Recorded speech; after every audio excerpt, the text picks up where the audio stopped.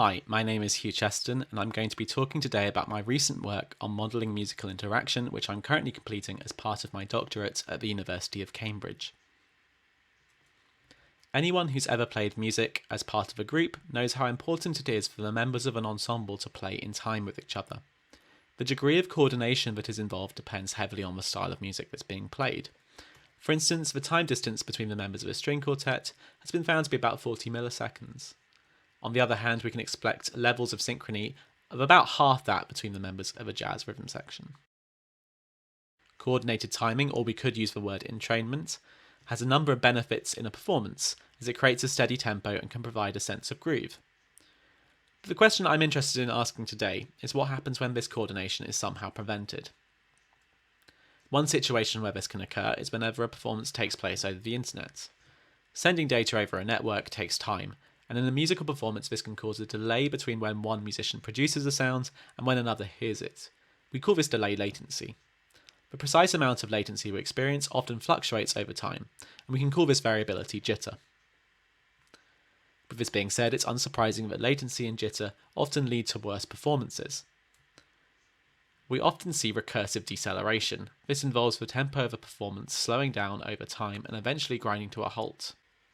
Other reported outcomes include greater timing irregularity and lower ratings of performance quality. Most prior research in this area has focused on reducing the amount of latency and jitter that performers experience by optimizing network infrastructure. This has led to the development of platforms such as FarPlay, which claim to offer an experience as close as possible to playing in the same room. But while these and other platforms can minimize and perhaps even hide the presence of time lags, latency can never actually be eliminated completely. So as a result, musicians must always find some way of dealing with it in order for their performances to be successful. And our initial research question was simply to try and understand the different strategies that musicians would use to do this. Moving now on to the methods. So to attempt to answer this question, we conducted a study that involves 10 professional jazz musicians. 5 separate duos, each consisting of a drummer and a pianist, and with no overlap between the duos. We selected this combination of instruments as they constitute part of a jazz rhythm section, which we already know to have very tight synchronization. All participants were regular performers on the London jazz scene, and as a result, many of the musicians had played together before the experiment, but crucially, none of them had any previous experience of networked performances with the person they were playing with.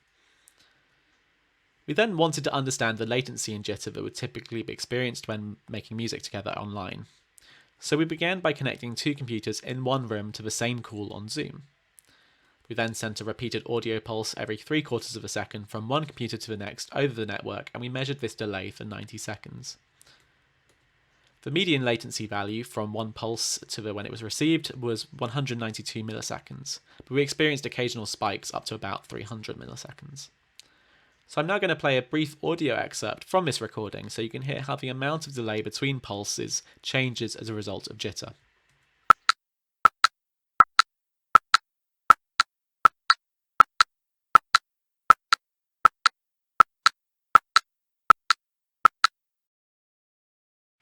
We designed a software testbed that would enable us to apply these measurements during an experiment.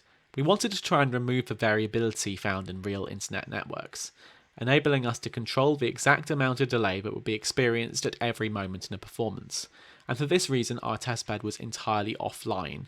Latency was applied by automatically adjusting the delay parameter of a video and audio effects plugin. This wasn't a perfect replication of latency and jitter, but it was the closest approximation we could get that would be usable in a controlled experiment. Both pianist and drummer played on MIDI instruments and were separated by a barrier. They saw and heard each other on computer monitors and over headphones, with the audio and video feed delayed by following the measurements we made on Zoom.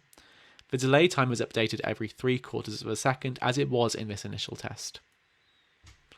The video I'll play now shows what the testbed setup looked like in the experiment room.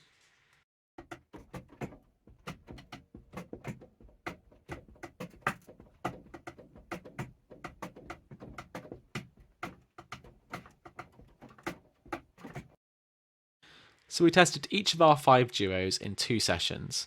Each session comprised 13 conditions presented in a random order. Each performance lasts 90 seconds, which was the same duration as our Zoom call. This meant that the length of all 130 performances was just over 3 hours. Each condition required performers to interact under the constraints of particular latency and jitter values. The most extreme condition we tested was identical to the measurements we made on Zoom. Other conditions were less extreme, with the rationale behind this being that better platforms exist than Zoom for musical performances, and we also included a control without any latency. The performance material used in each condition was a 12-bar blues at a speed of 120 quarter note beats per minute. We wanted to collect a continuous stream of MIDI quarter notes that we could use in our analysis. To do so, we asked our pianists to play a continuous walking bass line in their left hand, and we asked drummers to play a continuous swing pattern on their cymbals, but both musicians were then free to improvise so long as they could still follow this brief. The next two audio examples, you'll hear what the performance of the pianist and the drummer sounded like.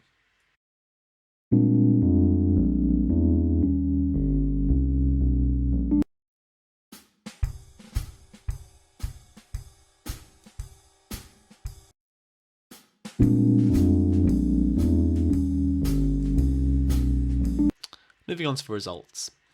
The first thing we wanted to know was what happened in our ensembles during their performances. To demonstrate this, I'm going to play a video that shows one of the effects we noticed, which is that performances tend to slow down. This is the recursive deceleration that other researchers have found.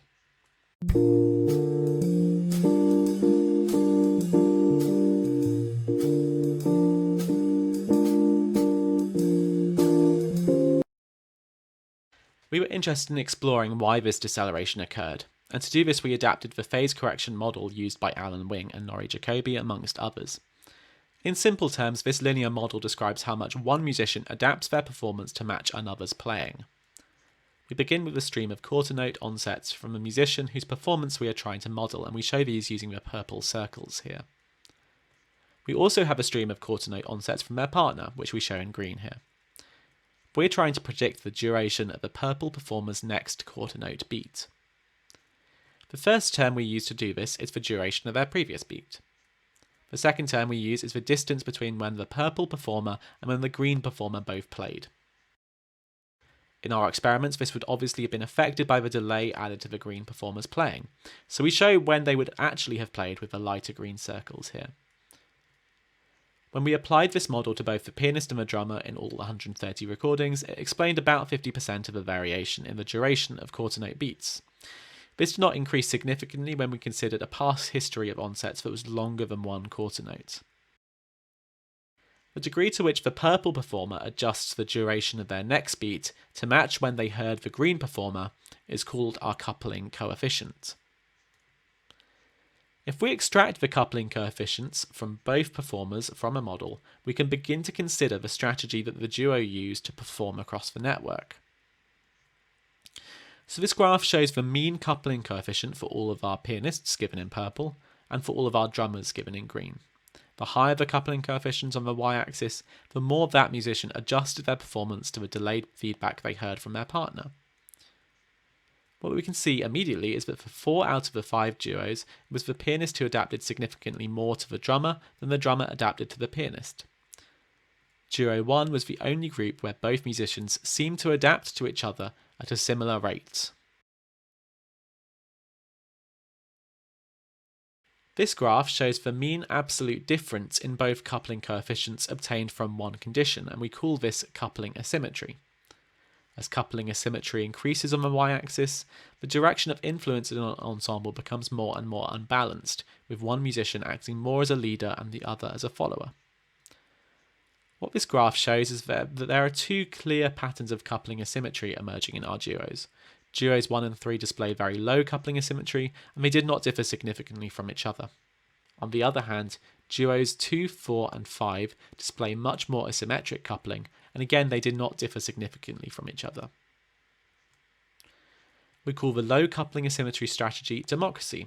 Musicians in 2 of our duos adapted to each other at equivalent rates such that neither acted as a leader. Vice versa, we call the high coupling asymmetry strategy leadership. In 3 of our 5 duos, the drummer led and the pianist followed. Of course, it's also possible to imagine a final strategy where neither musician adapted to their partner. We didn't see this in any of our duos, but we can call it anarchy.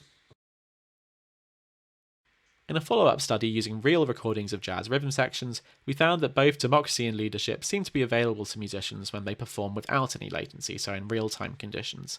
This suggests that these strategies don't seem to be unique to the domain of network performance. We were interested in uncovering the best strategy for an ensemble to use during a network performance. We did this by running simulations using our model. Using simulations allowed us to precisely control the adaptation between each musician. For the democracy simulations, both the pianist's coupling to the drummer and the drummer's coupling to the pianist was set to the average coupling coefficient obtained for a particular condition. For the leadership simulations, the pianist's coupling to the drummer was set to the average obtained for one condition, and the drummer's coupling to the pianist was set to 0. Finally, for our anarchy simulations, both coupling coefficients were set to 0. We ran 500 simulations for each of the 3 strategies across each of our 13 conditions in the experiment, and this led to 19,500 simulations in total. The first variable we used to compare between strategies was tempo slope. This can be thought of as a measurement of tempo change expressed in beats per minute per second. The higher the tempo slope value given on the y-axis here, the more performance either accelerated or decelerated. The red squares given on these graphs show the tempo slope in the control condition. What we can see is that all 3 strategies on the x-axis did not change tempo when there was no latency applied. But when latency and jitter was applied, we can see that democracy led to very, very high average tempo slopes, which indicates a recursive change in speed, either acceleration or deceleration. And this didn't occur when the leadership strategy was used. So this could suggest that leadership is a better strategy to use in an online performance than democracy. But when we turn to looking at the synchronization of the simulated musicians, the story becomes a bit more complicated. We express asynchrony by taking the root mean square of the difference between all the quarter notes played by both musicians. As asynchrony increases, the musicians become more and more out of time with each other. Just as with tempo slope, we can see that in the control conditions, again the red squares, both democracy and leadership performances maintained good levels of synchronization. But as might be expected, anarchy simulations led to massive asynchronies no matter how much latency was applied, with neither musician adapting to match the other. When latency was applied, we see the opposite story to what we found with tempo slope. Now it's leadership that performs poorly, and leads to reduced synchrony than democracy. Vice versa, democracy simulations were always synchronized no matter the amount of latency applied. So at least where synchronization is concerned, democracy seems to be the better strategy. What this would suggest is that democracy and leadership work on either side of the trade-off. Democracy leads to network performances that change tempo but remain synchronized, while leadership leads to unsynchronized performances that maintain the same tempo. I'm now going to play excerpts from some actual performances where you can hear the effects of these strategies, the first performance being by a democracy duo who you can hear slows down.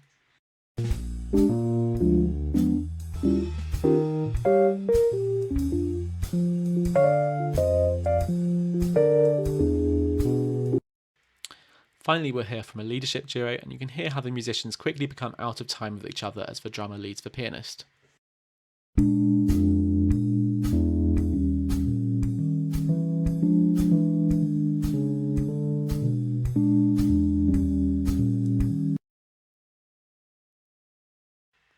There are a number of potential applications that this work might have. A model could be applied to make predictions during a network performance, alerting performers if they're going to slow down or go out of time with each other. Our model could also be applied to explore interactions in larger improvising groups, including performances that don't use a network. A final application is in the connection between music and spoken language. There are many connections between an improvised musical performance and a spontaneous spoken conversation. Both rely on the coordination of simultaneous contributions from multiple individuals. Recent studies have shown that networks disrupt the normal rhythms of spoken interaction, just as we saw in music performances. This occurs through a much greater delay in turn transitions over Zoom compared with face-to-face conversations. This then begs the question as to whether there are any connections between the strategies that are used to coordinate interaction in speech and music. This is something that we are keen to explore further as we continue this research in the future. Thanks very much for listening. The preprint and the dataset for this project are available on an open access basis.